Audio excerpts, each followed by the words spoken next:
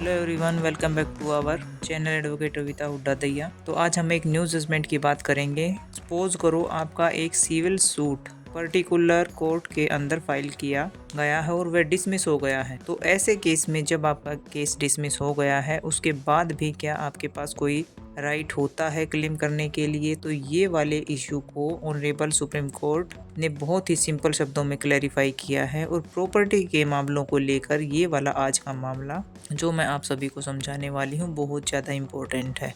Judgement का नाम है Sharadas Sanghi and other versus Asha Agarwal and others 2026 supreme court. ये जजमेंट अगर मैं बात करूं 27 पेज का ये जजमेंट है। तो इस जजमेंट पर एक नज़र डाल लेते हैं। अगर मैं बात करूं ए नाम का व्यक्ति जो है वो बी नाम के व्यक्ति के ऊपर एक सूट फाइल करता है। मैं सूट वर्ड यूज कर रही हूँ, यानी एक सिविल मुकदमा दायर करता है। और ऐसे केस में जिस व्यक्ति ने केस फाइल किया है पहली हियरिंग पे, दूसरी हियरिंग पे और तीसरी हियरिंग पे अगर ए नाम का व्यक्ति प्रेजेंट होता ही नहीं है तो कोर्ट क्या करता है? कोर्ट जो है उसके सूट को डिसमिस कर देता है। भाई जब डिसमिस कर देता है, जिस केस को हम तुम्हारे लिए प्रोसीड कर रहे हैं, जिसको हम आपकी उस हियरिंग के लिए कंडक्ट कर रहे हैं, तुम ही नहीं आ रहे हो कोर्ट के अंदर, तो तुम्हारे केस को हमने डिसमिस कर दिया। तो ऐसे डिसमिस को कानून की भाषा में बोला क्या जाता है? DID। DID का मतलब होता है डिसमिसल इन डिफॉल्ट, कि तुम्हारी गैर मौजूदगी की वजह से केस को डिसमिस किया गया है। इसका मतलब ये होता है कि पार्टी आपके पास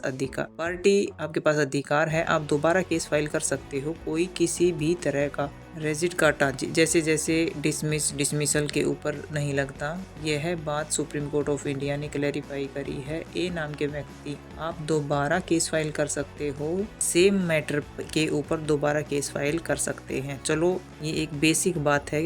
अब क्या हुआ कि एक प्रॉपर्टी थी, ये प्रॉपर्टी को क्लेम करने के लिए ए नाम के व्यक्ति ने बी नाम के ऊपर केस फाइल किया। प्रॉपर्टी का ऊपर जो मैटर ये है फाइल किया गया था 1988 के अंदर, और ए नाम के व्यक्ति ने जो केस जीता था, जो वह केस जीत गया था, तो जो पार्टी केस जीती थी तो कानून की भाषा में इसे बोला क्या जाएगा? Degree holder. कि केस जो है आपका डिग्री हो गया है। केस जो है आपका डिग्री हो गया। डिग्री का मतलब ए नाम के व्यक्ति का केस जो है ए जीत गया है। 1998 के अंदर केस ये जीत गया था। 10 साल लगते हैं इसे। चलो अब जब पार्टी जो है केस जीत जाती है, मामला क्या था? बी नाम के व्यक्ति ने इस प्रॉपर्टी के ऊपर अपना कब्जा बना के रखा हुआ था।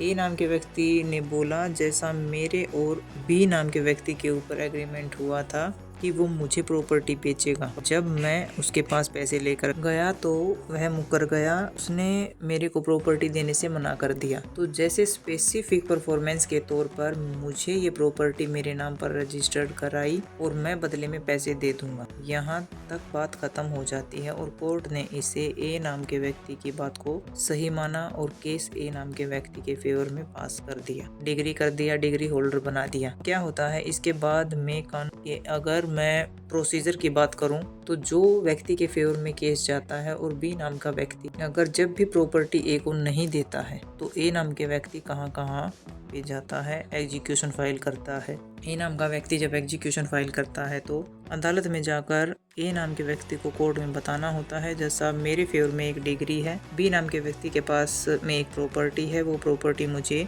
देनी चाहिए थी। कोर्ट ने भी ऑर्डर कर दिया था, कोर्ट ने भी डिग्री दे दी थी, लेकिन बी नाम का व्यक्ति शैतान है, उसने अभी तक मेरे को वो प्रॉपर्टी नहीं दी है।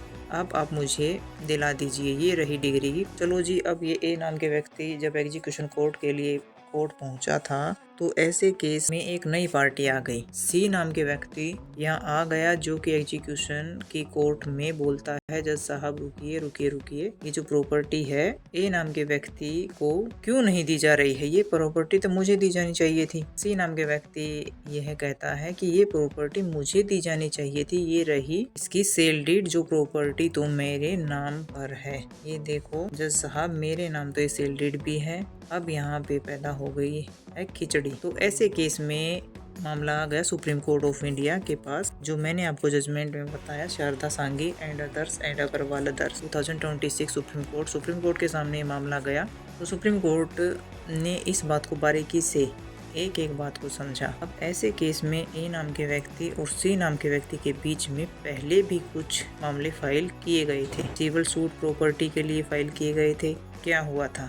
ए नाम के व्यक्ति ने सी नाम के व्यक्ति के ऊपर सूट फाइल किया होगा, बी नाम के व्यक्ति के ऊपर सूट फाइल किया होगा। पहले यह वाले सूट फाइल करने की बात मैं जो कर रही हूँ, ये वो सूट है जो पहले डिसमिस कर दिए गए थे कोर्ट के द्वारा, जिसको मैंने अभी तक आपको थोड़ी देर पहले बताया था, DID, डिसमिसल इन डिफॉल्ट। तो ए नाम का व्यक्ति प्रोसीडिंग में अपीयर नहीं हुआ, इस वजह से गैर मौजूदगी की वजह से कोर्ट ने उसे DID कर दिया था। तो क्वेश्चन यहाँ पर ये अराइज हुआ कि क्या ए नाम के व्यक्ति अब दोबारा केस फाइल कर सकता है। सुप्रीम कोर्ट ने कहा हाँ भाई केस फाइल कर सकता। डिसमिसल इन डिफॉल्ट का मतलब रेजुडिकाटा नहीं होता, मेरिट्स पे केस सुना जाएगा, बस फ़र्क इतना है इसे एक तरफा डिसमिस किया गया था, इसलिए रेजुडिकाटा ऐसे मामलों पे नहीं लगता है। ऑलरेडी पहले बहुत बार ये सब डिसमिस किया जा चुका है, बट यहाँ पे ए नाम के व्यक्ति ने बहुत बार ऐसी हरकतें की थी। ए नाम का व्यक्ति जो केस फाइल कर देता था, फिर भी जब हियरिंग होती थी तो मौजूद नहीं होता था, इसलिए उसे DID कर दिया जाता था। चलो अब दोबारा केस फाइल ए के नाम से कर दिया गया, यहाँ वो पेश नहीं हुआ, फिर DID हो गया। तीसरा केस फाइल किया, अपीयर नहीं हुआ, फिर केस फाइल कर दिया उसने, फिर एक केस फाइल किया, यहाँ पर पूरी प्रोसीडिंग चलाई गई, अपने फेवर में डिग्री ले ली और कह रहा है मेरे को एग्जीक्यूशन करवाओ। तो यहाँ पर सुप्रीम कोर्ट ऑफ इंडिया ने कहा केवल रेजुडिकाटा लगने की वजह से आपके ऊपर केस फाइल करने के बार बार रेजुडिकाटा से जो आप बार बार केस फाइल कर रहे हैं, लेकिन ए नाम के व्यक्ति ने ना कानून की प्रक्रिया का गलत इस्तेमाल किया है, बल्कि यह एक तरह से abuse of process of law माना जाएगा। Abuse the process of law, कानून को बहुत ही गलत तरीके से आपने इस्तेमाल किया है। तुम्हारे पास इतने सारे तुमने जो केस फाइल किए थे उसमें तुम DID हो गए थे, फिर अपीयर नहीं हुए, उसके बाद भी तुमने फला केस जो है फाइल किए थे, उसके बाद एग्जीक्यूशन में आ रहे हो और कह रहे हो कि मेरे को मेरी प्रॉपर्टी एग्जीक्यूट कराई जाए। तो सारी abuse of process of law की वजह से आपको प्रॉपर्टी का एग्जीक्यूशन फाइल करने से रोक लगाई जाती है। तो यहाँ पर सुप्रीम कोर्ट ऑफ इंडिया ने क्लैरिफाई किया है कि दो बातें मुद्दे की ये हैं कि अगर मेरा केस DID हो जाता है, डिसमिस ऑफ डिफॉल्ट हो जाता है, मेरे को दोबारा केस फाइल करने का पूरा राइट है, मैं केस फाइल कर देती हूँ अगर कोई मनाही नहीं है, रेजुडिकाटा नाम की चीज़ नहीं लगती है।